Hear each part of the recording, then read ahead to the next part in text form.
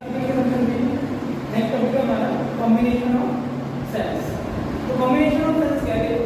Let's suppose आपके पास ये single cell है ना, अब इस सेल को मैंने कनेक्ट कर लिया एक और सेल के साथ, एक और सेल के साथ। तो ये किसको इंडिकेट कर रहा है? Group of cell, group of sales.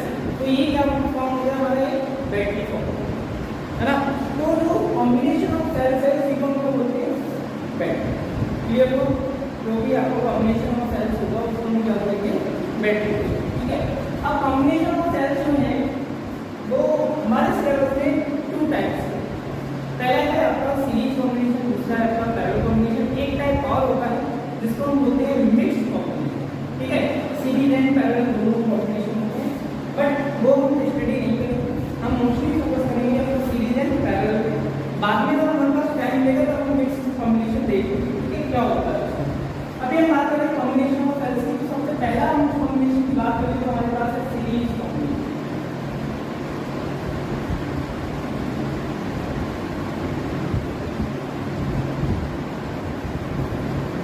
Series combination. अब सीरीज कॉम्बिनेशन क्या होता है इसको समझ लेते हैं। लेट्स सपोज आपके पास सेल्स है, ये इसका पॉजिटिव टर्मिनल, ये इसका नेगेटिव। ठीक है। ये पॉजिटिव नेगेटिव है ना। लेट्स से ये पॉइंट आपका है दिस पॉइंट बी। ठीक है। इसका ईएमएफ, इस सेल का जो ईएमएफ है लेट्स से E1 और इस सेल का जो ईएमएफ है वो है लेट्स से क्लियर। अब अगर आपको डिफाइन करना है सीरीज कॉम्बिनेशन को डिफाइन करना है तो किस तरीके से डिफाइन करोगे? एक सेल है जिसका नेगेटिव टर्मिनल है, नेगेटिव टर्मिनल अदर सेल के किस टर्मिनल से कनेक्टेड है? पॉजिटिव टर्मिनल से कनेक्टेड है। तो इस टाइप के कॉम्बिनेशन को हम क्या बोलेंगे? सीरीज। क्लियर हो गया? तो डेफिनेशन नोट कर लेते हैं। When negative terminal, negative terminal of one cell is connected to the positive terminal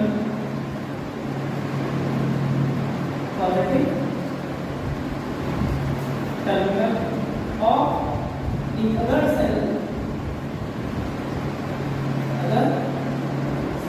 then this combination, this type of combination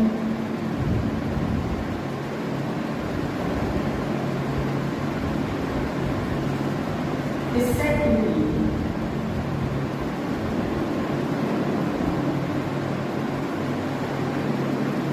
series।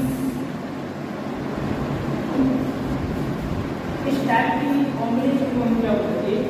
Series combination. Clear?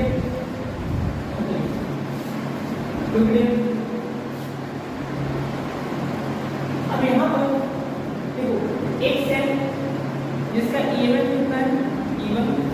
Another cell जिसका EMF कितना है? E2। E1 किन दो पॉइंटों के बीच connected है? A and B।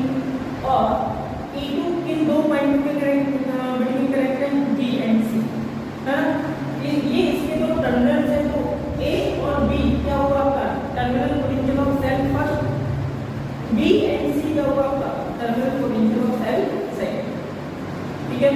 तो हम find out करते हैं सबसे पहले टर्मिनल पोटेंशियल। अच्छा एक चीज और ये पॉइंट में आ लिया मैं इसका एक इक्विवेलेंट सर्किट बना सकता हूं। दो सेल है, इन दोनों को मैं क्या कर सकता हूं? एक इक्विवेलेंट, इस सर्किट के इक्विवेलेंट, इन सेल के कॉम्बिनेशन के इक्विवेलेंट मैं एक सेल लगा सकता हूं है ना, जिसका E कितना होगा? E इक्विवेलेंट को इन दोनों के इक्विवेलेंट। और इसका जो इंटरनल रेजिस्टेंस होगा, ये तो मैं बताना भूल ही गया, ये जो इंटरनल रेजिस्टेंस देखो कैसे इंटरनल, ये एक सेल है ना, तो सेल का क्या होगा?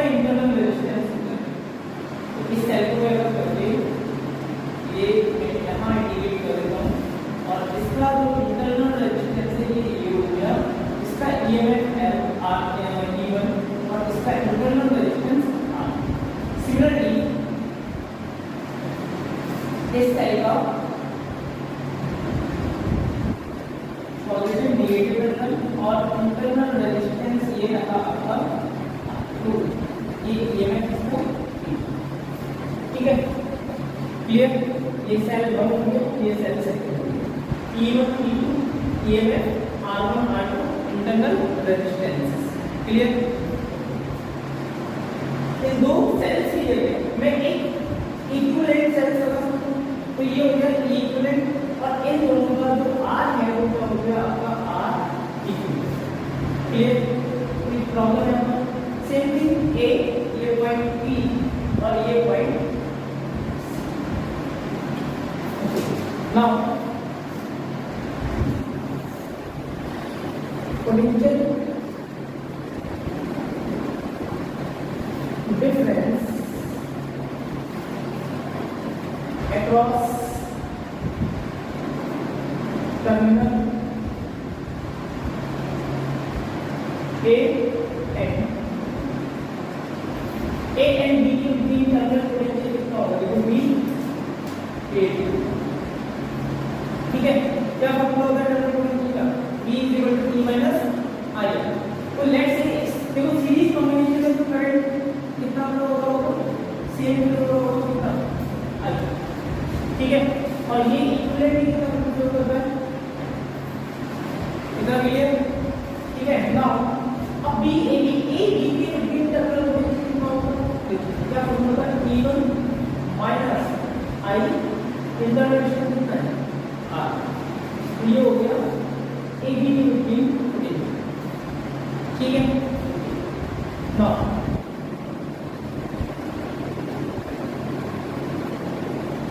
Potential difference across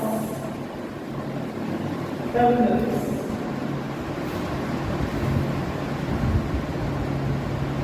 B and C क्या हो जाएगा? B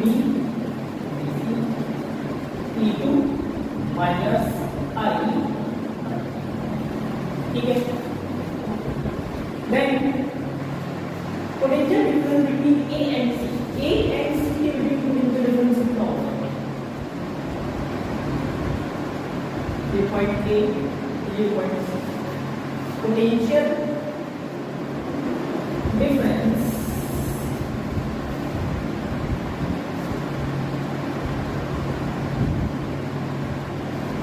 between A and C, BAC क्या लिख सकता हूँ? BAB plus BBC, yes or no? ठीक है। अब BAB का पोटेंशियल कितना है? पोटेंशियल डिफरेंस देखो E1 - I प्लस BC के अक्रॉस कितना है? E2 - I R2, E2 - I, clear. Now BAC is equal to E1 plus E2 minus I common R1, चलो एक बार ये लिखें R2, again BAC is equal to E1 plus E2 minus common I R1 plus R1 plus, ठीक है। Clear हो? ये हो गई हमारी बेसिक नॉलेज। हमारे को बताओ कि इक्विवेलेंट सर्किट मैंने बना रखा है, इन दोनों सेल्स और रेजिस्टेंस का जो इक्विवेलेंट सर्किट है वो ये क्या है आपका? इक्विवेलेंट, है ना। इन दो सेल को की जगह में एक सेल रिप्लेस कर सकता हूँ इक्विवेलेंट, है ना। तो इनके बीच पोटेंशियल डिफरेंस कितना होगा? B इक्विवेलेंट, या ऐसे बोल सकते हैं B between AC is equal to क्या लिखा हुआ है यहाँ पर? E equivalent, ठीक है। क्या होगा यहाँ पर? E equivalent minus I, ये क्या है आपका? R equivalent, क्या लिख सकते हो यहाँ पर? R। अब इस AC को और इस AC को कंपेयर कर सकते हैं, है ना। ये भी इसके बीच पोटेंशियल डिफरेंस है AC के बीच, और ये भी इसके बीच थोड़ा पोटेंशियल डिफरेंस है AC के बीच, है ना। दोनों को कंपेयर करते हैं।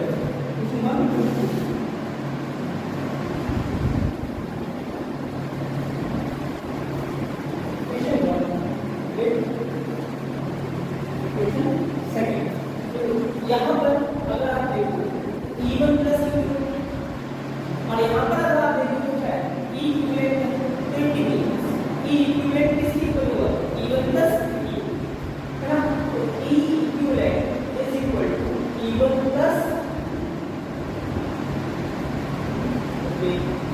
नेक्स्ट अगर आप देखते हैं यहाँ पर minus I R1 plus R, similarly यहाँ पर minus I R equivalent R equivalent किसकी इक्वल होगा R इक्विवेलेंट आपकी इक्वल होगा R1 प्लस R, ठीक है। R equivalent is equal to R1 plus if n number of cells are connected in series, अगर n number of cells आपके connected है इससे सीरीज में, तो उस केस में फॉर्मूला क्या हो जाएगा E equivalent is equal to E1 plus E2 plus E plus En, ठीक है। सिमिलरली R इक्विवेलेंट का फॉर्मूला क्या हो जाएगा R equivalent is equal to R1 plus R2 plus R3 plus, clear हो जाओगे है ना। ये भी आपका इम्पोर्टेंट है, कितना नहीं बट आ जाता है, ठीक है। नोट डाउन सेकेंड कॉम्बिनेशन तो क्या होगा पैरेलल कॉम्बिनेशन। अब पैरेलल कॉम्बिनेशन क्या होता है,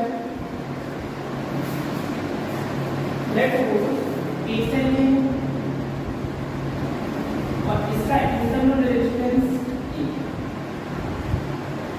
ये पॉजिटिव ये नेगेटिव है ना, और इसी के साथ में एक पैरेलली एक सेल और कनेक्ट कर दिए पॉजिटिव नेगेटिव, इसका इंटरनल रेजिस्टेंस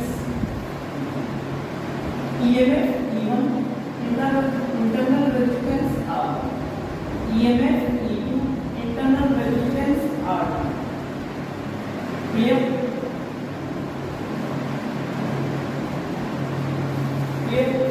ऐसी नंबर ऑफ सेल्स में कनेक्ट कर सकते हो, लेकिन जस्ट फॉर सिंपलीफिकेशन हम कितने सेल्स को कंसीडर कर रहे हैं ओनली, ठीक है।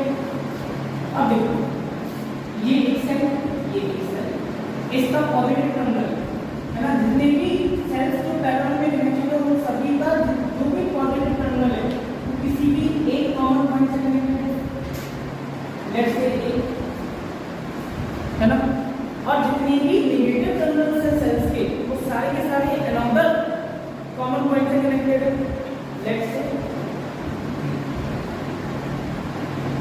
है ना। तो ये इसकी क्या है तो note of the definition when all the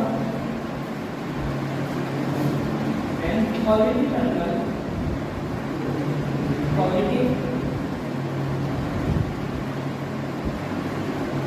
terminals of all these cells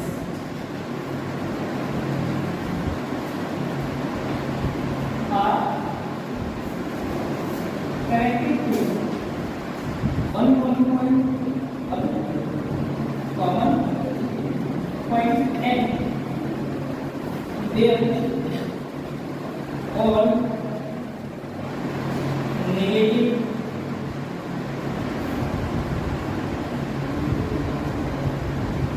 terminals are connected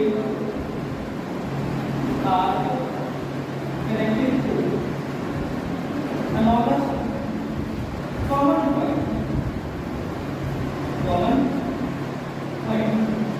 then the combination is said to be the combination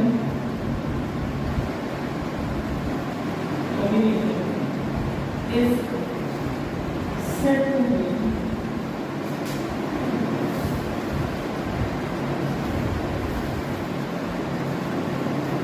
parallel combination of clear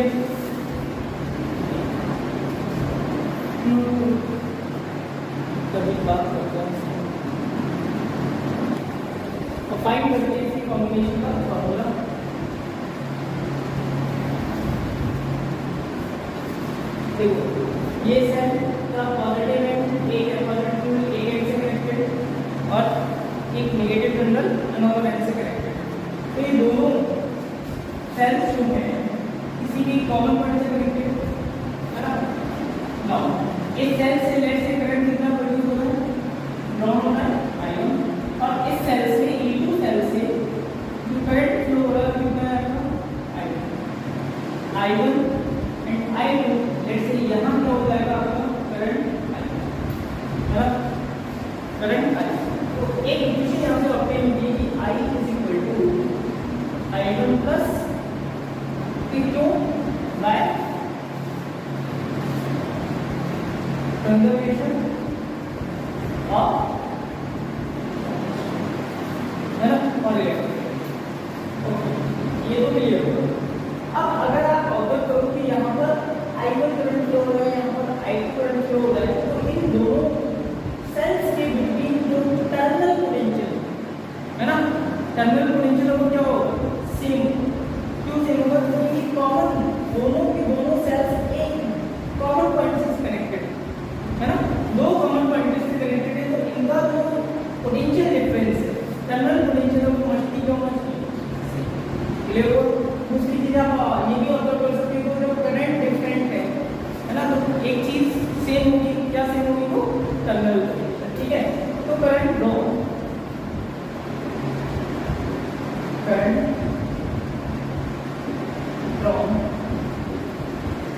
from the cell E I1 is equal to E minus V upon R। क्या बोला देखो इसको कैसे note करेंगे, V is equal to E1 minus I1 into R। ठीक है, मैं यहाँ से I1 ऑप्टेन कर लेते हैं, I1 is equal to E1 minus V upon AB between AB है ना, AB upon I। ठीक है, R ठीक है। Now similarly current from the cell E2 that is into I2 is equal to E2 minus VAB upon clear total current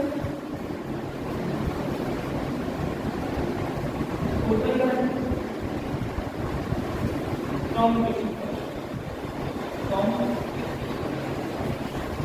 I is equal to I1 plus I2 है E1 minus VAB upon R1 plus E2 minus VAB upon अब VAB को मैं कैसे लिखता हूँ, VAB को मैं simply V note कर सकता हूँ ना, मैं लिख देंगे I E1 इसको मैं पार्टलाइज करता हूँ।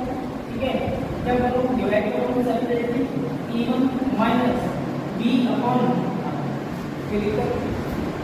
है ना, similarly plus E2 upon R2 minus V upon R। अब टर्म तो सिमिलर टर्म को एक तरफ किया, E को एक तरफ V को एक तरफ है ना, तो क्या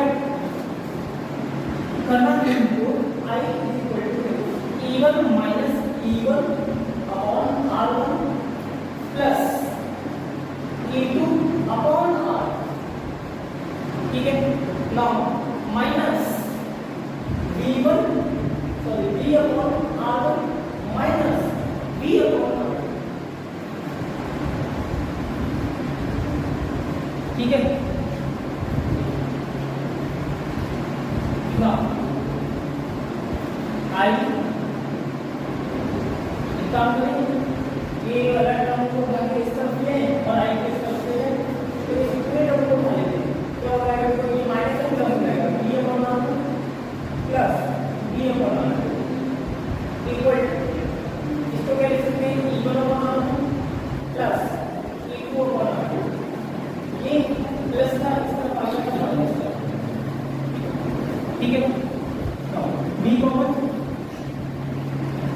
और यहाँ पे एलसीएम लेते हैं तो R1 R2 हो जाएगा और ऊपर क्या हो जाएगा R1 प्लस एनी कॉमन जी common 1/R1 plus 1/R2 LCM लिया तो R1 R2 और R1 प्लस R2 ठीक है। ये हो जाएगा आपका E1/R2 plus E2/R2 minus again अब देखो यहाँ पे हमें इसको ले रहा है टर्मिनल पोटेंशियल को लेकर आ रहा है तो ये टर्म बात है ना R1 R2 से मल्टीप्लाई कर देंगे E1 R1 R2 और R1 plus E2 R1 R2 और R2 और ये न्यूमरेटर में साथ ही साथ में एक चल जाएगा ठीक है।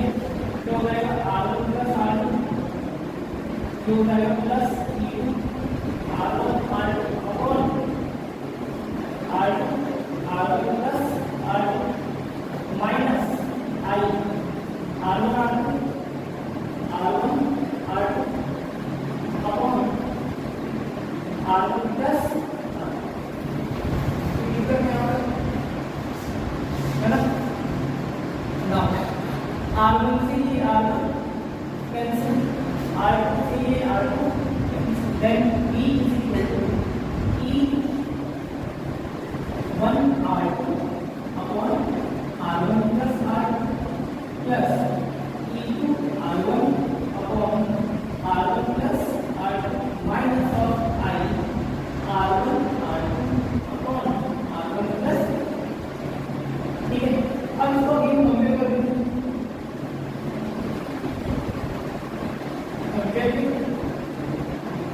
B is equal to E equivalent minus I R ठीक है। मतलब क्या हुआ उन दो सेल्स का कॉम्बिनेशन हमने बना रखा है इसलिए तो हमने एक सिंगल सेल लगा दिया इसका ईएमएफ है E इक्विवेलेंट इन दोनों के इक्विवेलेंट इक्वल और यहाँ पर R है वो भी इन दोनों की इक्विवेलेंट इक्वल है और करंट कितना फ्लो है ठीक है। तब इस केस में जो टर्मिनल पोटेंशियल होगा वो कितना हो जाएगा V equal to E equivalent minus I R equivalent। अब अगर ये कंपेयर करें तो कंपेयर करने से देखो E equivalent क्या है ये पूरा टर्म उसको इंडिकेट कर रहा है E equivalent तो E equivalent is equal to E1 R2 upon R1 plus R2 plus E2 R1 upon R1 plus R2। अब ये जो पूरा टर्म है I R equivalent ये इसको इंडिकेट कर रहा है R equivalent to R1 R2 upon R1 plus अब सिंपल फॉर्म में हम लोग लिखना चाहें तो सिंपल फॉर्म में लिख सकते हैं E equivalent upon R equivalent या E equivalent upon R equivalent is equal to E1 upon R1 plus E2 upon R2। Similarly अगर यहाँ लिखना चाहें तो 1 upon R equivalent is equal to 1 upon R1 plus ठीक है। अगर आप इसको सॉल्व करेंगे तो यहाँ पर बनेगा अगर आप इसको सॉल्व करेंगे तो आप यहाँ पर आगे ठीक है। तो इस चीज को याद रखना ये हमारे पास मेन फॉर्मूले मेन अगर number n number of cells होंगे तो क्या हो जाएगा E1 plus R1 plus E2 upon R2 plus n है ना वही सेम स्टेटमेंट क्लियर।